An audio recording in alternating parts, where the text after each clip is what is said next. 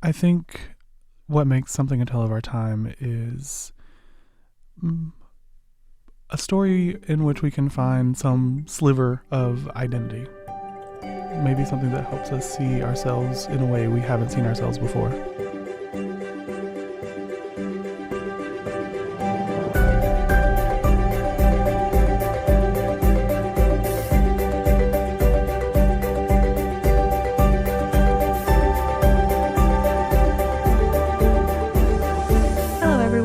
Welcome to Tales of Our Times. This is a show where we discuss the stories that move us, what makes them so meaningful, and why others could or should find meaning in them as well. This is not a spoiler-free show, so bear that in mind as you continue to listen. We tackle movies, books, comics, and more. Where there's a story, there's a reason to read. I'm your host, Amanda Stevens, and joining me today in the studio is another returning guest, Cole Jones. Hi. Welcome. Thank you for joining us previously during our special theme. Thanks for having me again. Now, some people may have missed that episode, so would you mind introducing yourself? Yeah. Hi, my name is Cole. I am a teacher. I've been here in Taiwan for a little over a year now, but outside of work, I'm very creatively influenced and going after hobbies and things. Well, then let's get into a book that is also about somebody, at least on the surface, creative. What book have you brought for us today? I have The Alchemist by Paulo Coelho. Now, this is something that I feel like I have seen pop up on a lot of reading lists. And this book I feel like has been part of the larger zeitgeist for a while now. Do you think that there's anything we should know about it?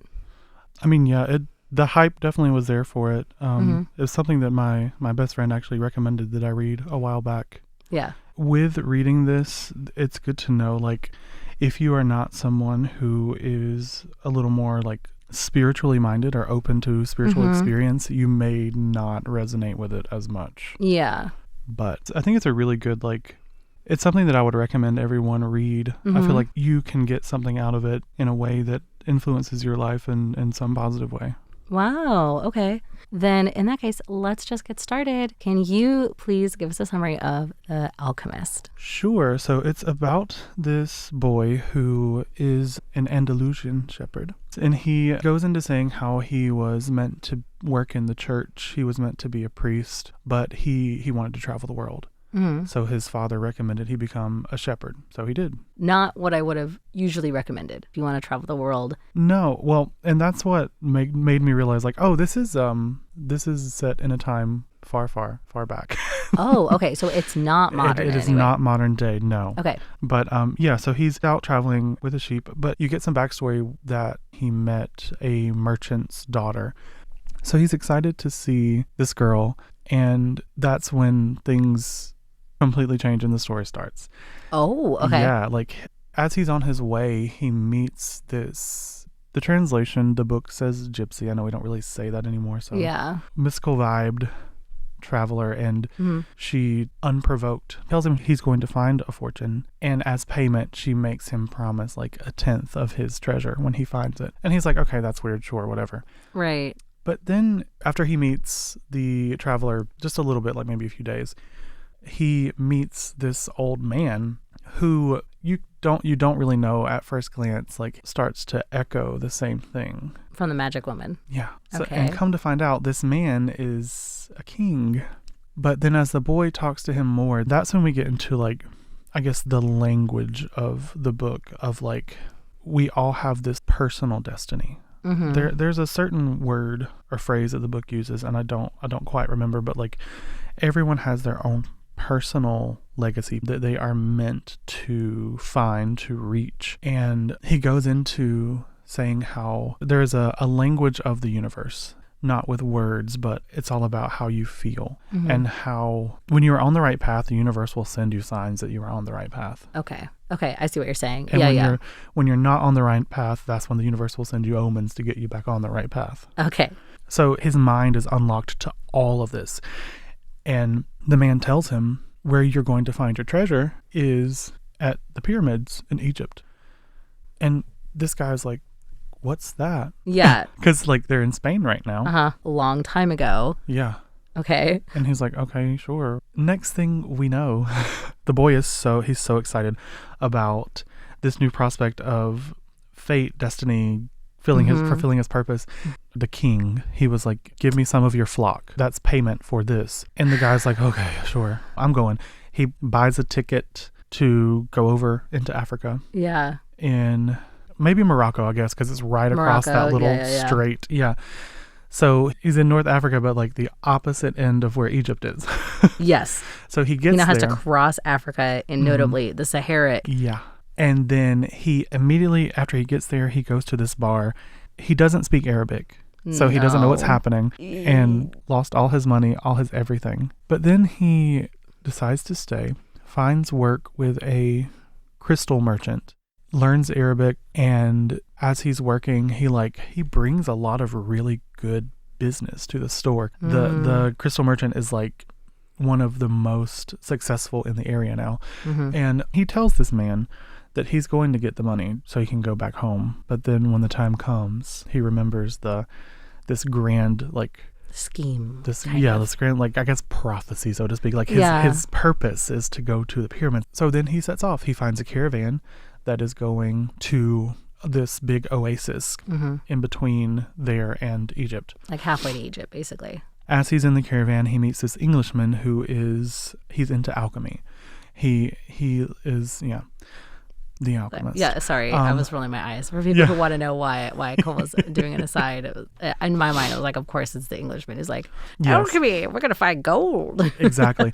And what's funny is that is the Englishman's perspective of alchemy, is turning things into gold, and that's what he wants to do. That was my immediate assumption as well. Okay, continue.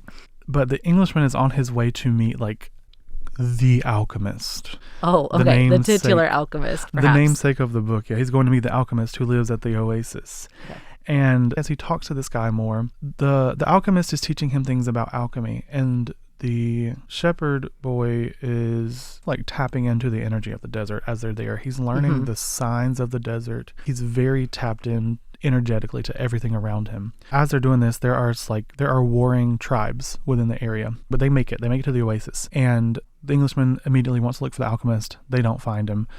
But one good thing about the book is that sometimes it will change perspective to another person. So it changes to the alchemist, and it's like the titular alchemist, or the one that he's traveling with. No, the big guy. Alchemist. Yeah. Okay. It's like, from his perspective, he's like, the day has come. I'm meant to meet the person who I will help the most on their journey. Because Mr. Alchemist guy, he is completely tapped into the secrets of the universe. He knows the language, he knows the code, he knows the signs, the omens. So the Englishman does meet the alchemist, but the alchemist sends him on his way. He's like, once you can make gold, come back to me. Oh, don't talk to me till you got gold. Exactly. So the Englishman goes off and does his thing. That's kind of the last you hear of him. But the shepherd boy meets... I think first he meets... This is obviously me being the romantic that I am. This is my favorite part of the book. He meets a girl at the well, and they describe it as when they locked eyes, the world stopped. Nothing else mattered. What came before wasn't there. What's to come didn't trouble him. He was completely just, my soul has connected with the other soul that I'm supposed to connect with. And, ooh, it's just I was kicking my feet in a little tee-hee-hee moment. Yes. And, but they meet and they talk, and he keeps meeting up with her. And she's very supportive. He tells her about all these things, and she's like, well, I'm a woman of the desert, so I'm so used to our men. They go out and they go, and she's like, you never know if they will come back. So fulfill your life's mission. Go do what you need to do. Just know that, you love me, I love you. Well, we just met today, but I love you, you love me. But I felt the same thing. Right. The earth stopped for me too, baby. So... But then this guy doesn't mean to meet the alchemist, but he just meets the alchemist. Serendipity. But the alchemist knows. He's like, this is him. Things happen. The alchemist and the boy, he's like, I'm taking you to your destiny, pretty much. So they leave the oasis to go to Egypt. They're on their way. They pass by checkpoints of some of these warring tribes. Then they get to another one who are not as chill, and it's right before he gets to Egypt. And they take all of his money. And the alchemist sold him up. He was like, yeah, this man, we're part of some greater destiny. He knows how to become wind. And they were like, well, you have 3 days to show us that. or we're going to kill rules. you. Yeah, okay. And the shepherd boy, he's like freaking out. He's like, are you going to tell me how to do it? And the alchemist is like, baby, that's up to you. And, you know, it lights a fire under him like no other. He's racking his brain. Like, he's going out, spending time in the desert. He's trying to connect with not only the desert, but the wind. He's really trying to study everything he can. And then the day comes, and the boy's out there. He's like, it's going to take a while. And they're like, that's fine. We want to see a miracle of God. So, like, go ahead. So he's out there, and he connects with the desert. And it's funny because, like, at this time, you've heard of him, like, connecting with these different forces, but this is the first time you ever, like, experience them, like, talking back to him. Oh, yes. Okay. So he connects with the desert. The desert's like, well, you know, you might need help from the wind. And then he connects to the wind, and he's talking to the wind, and the wind is like, let's connect you to the sun. He connects with the sun. And the sun is like, I need to connect you with the heavens. And during all this time, like, the people are back there. There's this big, like, whirlwind. Wind is blowing, sand is blowing, and they're like, what is this? What is this sorcery? Yeah, they're like freaking out. They're like, oh my God. But he can't hear this because he's on a collect call with the heavens right now. Like, and so they're like, oh my God. But so he connects with the heavens, and it's like, to me, that was a really beautiful moment, because when he connects with the heavens, there's silence. But he gets this sight into the spirit of God is inside the spirit of the wind and the sun and the sand, the desert, the hand that created all. It's among us all. So, like, basically it's the whole idea of, like, I am God. It's we're all connected. We're all one. Yeah. And in doing all that, the wind does, like, shift him a little bit, and he, like, appears to be beside one of the tribesmen whenever it all settles. You know, mission accomplished, and they're like, okay, go on your way. Thank you. So the story keeps going. And the alchemist is like, you have to do the rest on your own. And he is on his way. He gets this strong message from the universe. The place where you cry is the place you will find your treasure. So he sees the pyramids. He falls. He like falls to his knees, and he starts crying. He's like, oh, I made it. I saw it. They're beautiful. I'm here. Well, then these people come up. They beat him up, take his gold. Bye. And the boy said something about his destiny. And somebody was like, oh, that's crazy, because they said my destiny was going to this place called Andalusia and finding this old ruined church with a sycamore tree, and there being treasure buried underneath its roots. Mind you, this is where this boy and his sheep hung out regularly. Bam, that's his treasure. So he leaves, goes back to Spain, digs up under the tree, and finds gold coins, jewels. So he's like, okay, got my full treasure. Circle, yeah. Right. Says he's going to see the traveler, give her portion.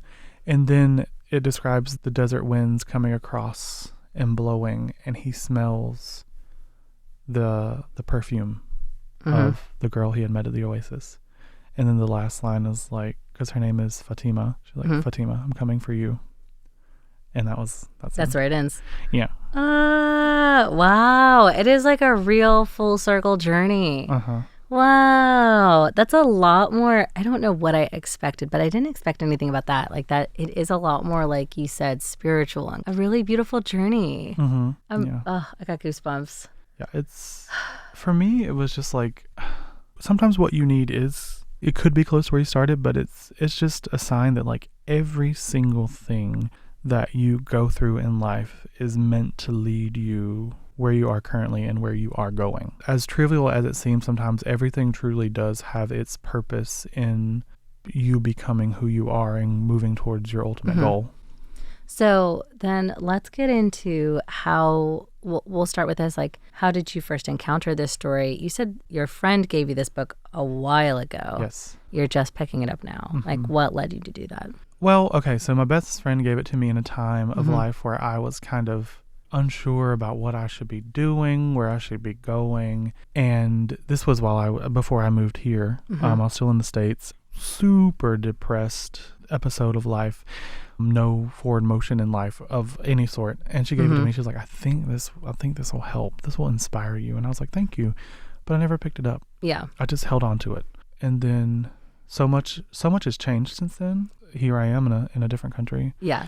Doing a job that I actually enjoy and not one that steals my joy. Like, slowly killing you. And honestly, I think in the book talking about how things happen at the right time, I think this is a product of that, because now that I'm reading this, I'm in a much better place to receive this message. I'm in a much better place to really apply it to my life as it stands and how to move forward. Mm-hmm. So you feel like one reason you picked it up now is sort of that same like serendipity, as like just kind of felt right, and then now having read it, that feels like that was what drove you to it, that it was like the right moment to pick it up. Mm-hmm. Well, let's get into what you got out of it then. Okay. Like, what meaning did you find in The Alchemist? One of the main messages is that when navigating life, you have to follow your heart. That like love is kind of a guiding force. You can definitely kind of feel that. It feels like two of his biggest encounters are because he was sort of chasing feelings of childish or even more serious love. Like he meets the magic woman in Spain because he's constantly on his grind going back and forth to see the merchant daughter he likes. Yeah. And then like where he meets Fatima is where he meets the alchemist who sends him on his way. So yeah, like just following your heart. If your heart truly knows what it wants and you're on your path, it will always lead you to what you need. It will always lead you the right way. And that's kind of how I navigated life anyway, even through some, cynicism and skepticism. Yeah. But like, very emotionally driven, like, if it feels right, then it must be right. Do you have an example of that? Honestly, moving here, when I moved to Taiwan, it was completely based on just intuition. Yeah. It just, I had never visited before. I didn't know much about how things are here, culture, people, anything. And I'm just like, it feels right, so I'm going to do it. Okay. And then when I made that decision, everything just lined up. Every single thing fell into place to help you get here. Exactly. And honestly, I think it was me having that experience. I needed to have that experience first before I read this. So I could be like, you know what? There's some truth to it. Okay. Yeah, I get it. You had to feel the serendipity. You kind of had to feel, I keep using that word, but like, that everything just working out just so. Yeah. So then let's get into what meaning do you think that others could get from this? Or another way to say that question would be, what do you think makes The Alchemist a tale of our time? I think it's a good way to show people that navigating life for everyone is so difficult, sometimes like paralyzing at times, because we have so many things going on outside of ourselves, outside of our own wants and needs, where there's so many things to consider. And I think it's just a reminder that if you get back to a more simpler approach of just like, what do you want out of life? What makes your soul happy? What resonates with you? Chase it. And if it's meant to be, it's going to all come together in a way that makes you realize it's meant to be. Is this a book that you would like recommend for a wide group of people? Or it sounds like, because, and I don't normally ask this question, but I'm kind of asking because you said you felt like this book found you at the right moment. Like you were in the moment to like receive this information. Yeah. And it kind of helped you to like orient yourself. So I guess what I'm wondering is like, do you think that like there's a certain group of people who would benefit more from reading The Alchemist now? I mean, honestly, I think it's beneficial for everyone. It's a good read, but like, I think especially if you feel like you're in a phase of life where you really don't know what's next, or you're having a lot of doubt about where to go, what to do, like going through this story and then like the ultimate message of it would be extremely helpful. But also, I guess because of my own experience, if you feel drawn to this book, then you need to read it. Yeah, it feels like to get the full experience, you're going to want to read it. Exactly. Like in the words that it presents itself. So unfortunately, we are out of time. But before we finish up here, if you were to give The Alchemist a one-phrase subtitle of your very own, what would that be? Let's see. The Alchemist. Listen to your heart. It will always lead the way. Or your heart will lead the way. Yeah, that's right. Your heart will lead the way. Yeah. Well, Cole, thank you so much for coming back on the show. I loved hearing about this book. This was a really like almost meditative experience, honestly. So truly, thank you so much. Yeah, thanks for having me again. It's nice to be back. Yay. And to all of you listeners out there, thank you for being drawn to our show today to listen to Radio Taiwan International and, more importantly, Tales of Our Time. I was your host, Amanda Stevens, with our guest, Cole Jones, discussing the book, The Alchemist. Your heart will lead the way. A Tale of Our Time. We'll see you next time.